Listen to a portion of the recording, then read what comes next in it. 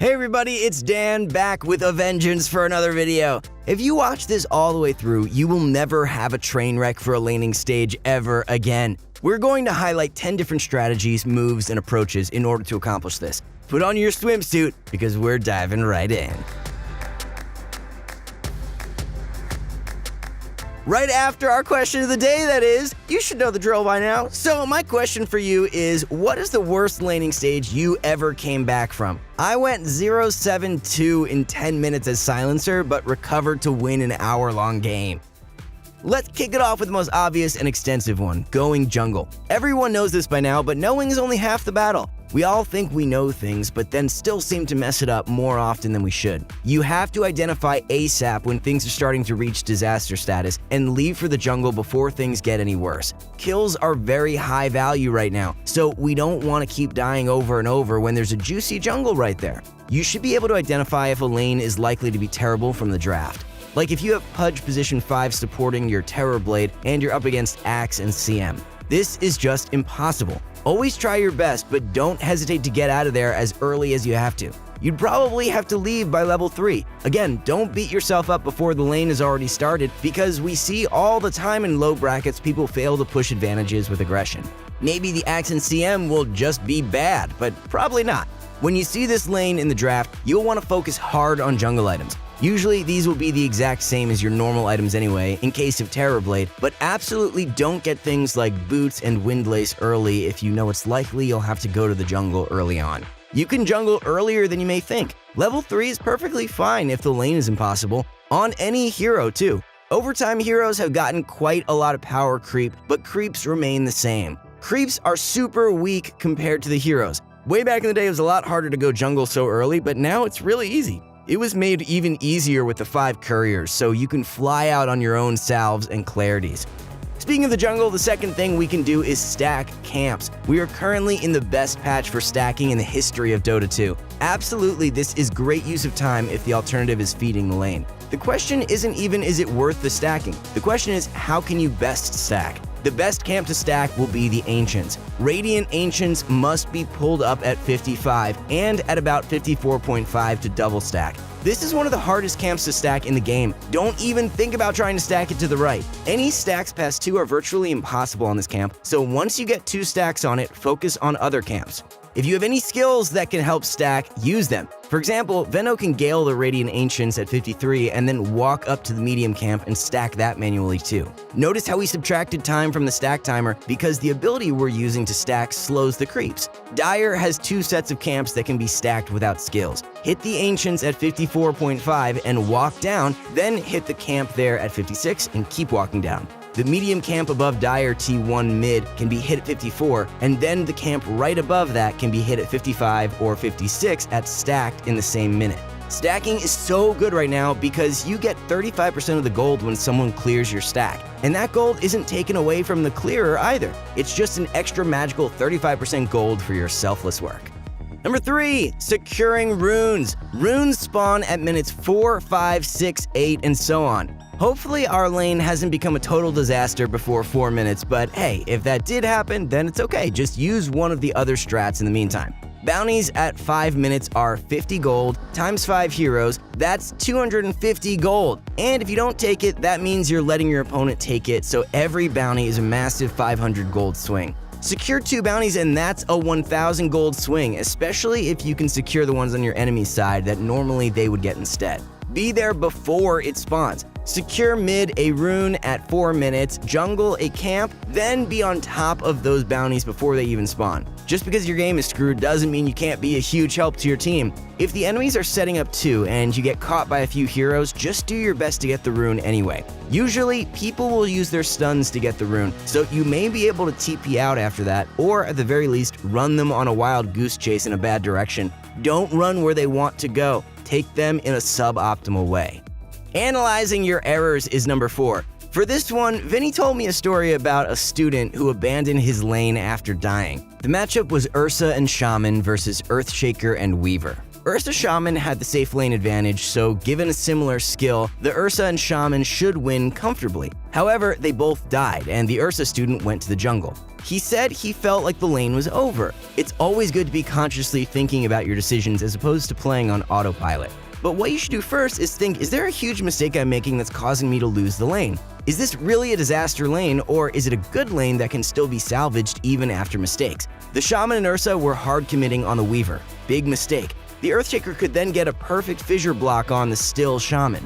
Ursa can't reach him to help because Earthshock was on cooldown for the initial hard commit on Weaver. Both players made mistakes. The lane was not bad at all and could still be recovered. Anytime you die, you have to ask yourself, why? Discussing your vision for the lane is our halfway point. This is crucial to prevent problems like the example in our previous point. Hopefully our lane partner is open to just a 30-second discussion over how you want to play the lane. Identify problems that can arise before they do, and you won't make those errors in the first place. Choose who you're going to bully. Decide how much we're looking to pull. Check your lane partner's items. Did they not buy a salve? Now we need one. Did they buy Orb of Venom? Then don't buy one. Envision your plan to go for the ranged creeps. Are you the support with an AoE spell? Save your nuke for harass plus the ranged creep secure. Having just a basic blueprint of how you want to play the lane goes so far for preventing train wrecks. Having both players on the same page is a surefire way to increase your win rate. At number 6, we have swapping lanes. This is always an option in any game. Pro players will play musical lanes for as long as necessary if they're adamant on avoiding certain auto-loss matchups. At a high level, you cannot TP to dodge bad lanes. If you do, the counter hero will walk to your lane and the other laner will TP to the now empty lane. Then you're stuck in the bad matchup and would have to walk the whole map to get out of it and force your other side laner to walk the map too. But unless you're over 7k, it's pretty rare that people actually dodge dodges in all pick. So if you're Luna versus Nature's Prophet and your offlaner is Tide versus Slark, just swap lanes ideally before the game even starts. Now we turn 2 unfavorable matchups to 2 favored ones. If our mid wins their lane, then we won 3 lanes, and that's almost always a 1 game. You can also swap lanes with whoever's having the best game. Usually that's the mid laner, so you can play safe, which is easy in mid, and then your over-leveled mid laner can go up against whoever was stomping you. Whatever the case may be, if you're having a bad lane, you should always think, would it be good to swap? Next up is hiding in the trees. This is only for solo heroes. So, like if you have no support or your lane has gone so bad that your lane partner has left entirely. Get a quelling blade if you don't have one already and cut a path in the trees. It's imperative they don't see you enter the trees in the first place or the support will go find you. Sentry the entrance of your lane to make sure there's no ward and then just hide in the trees. Press Alt when moused over your XP bubble and play at the very edge of that radius. This strategy has become way more viable ever since they buffed denied XP back up to 50%. So you'll level up at half speed assuming the opponent denies every single creep, and guess what? Maybe they won't even deny every creep if they assume you aren't there. Denies don't have any reward for the denier anymore, so some people are sloppy about it and you might get even more XP than you could have ever hoped for. The downside to this is the support will be free to pull. If possible, you can place a sentry to block a spawn or two. If your core is hiding in the trees, then of course you as a support would want to go gank. At least 95% of the time when one of your lanes is getting destroyed, the best thing you can do is let them get stomped. Don't be that offlaner who complains, PA is getting free farm, need gank, if your other lanes are winning. Not everybody can have a good time. It's better we have 2 cores with a great game than 3 cores with a good game anyway. So if you're the support, or heck, even if you're the core getting stomped, give up on that lane and go gank if you have the tools to do so. Walk in ways that would avoid vision. Don't just walk up at them head on. Always come from trees or behind the tower or the side of the hill when ganking mid. Watch the lane position. Wait for the target to be further up. Indicate that you're ganking. Buy a smoke, it's only 50 gold. It is very uncommon at low MMR to gank mid, so it works a huge percent of the time, but you must do it right. It is almost never correct to walk from behind your own mid just straight at the enemy. They will simply walk away. Almost done. Another option is to snipe couriers. Some heroes are better than others at this, but it's a viable move for anyone. Ever since there have been 5 couriers in the game, crow kills have reached extremely high priority. Killing a level 4 hero's courier yields 40 gold to everyone on your team, which is a total of 200. That bounty increases by 5 for every hero level with a base of 25. Early game, a ranged hero will virtually always need exactly 2 hits to kill a courier, and a melee hero will usually need 2, but can sometimes need only 1 because the flying courier takes 50% more damage from melee attacks and has 100 HP at level 4. By the way, the courier upgrades to flying at level 4. take a ward and place it behind a tier 2 and jungle deep on the enemy side of the map. If you can get it before it reaches the hero, that's amazing because you've prevented them from getting their items. If you can't reach it, don't reveal your position and wait until it heads back.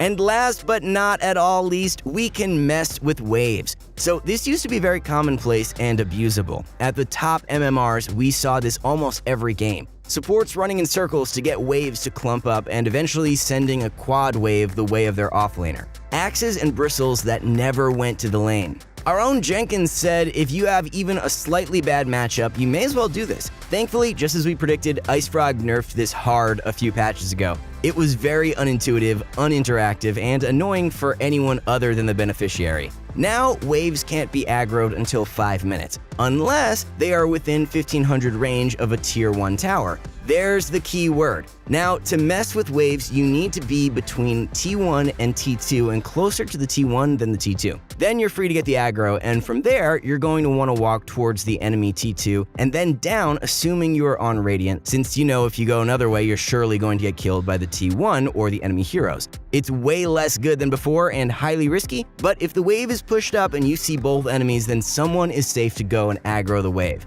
From there, you'll want to take it to between your own T1 and T2 into one of your creep waves. Boom! A wave safe to farm even after they almost completely removed creep cutting.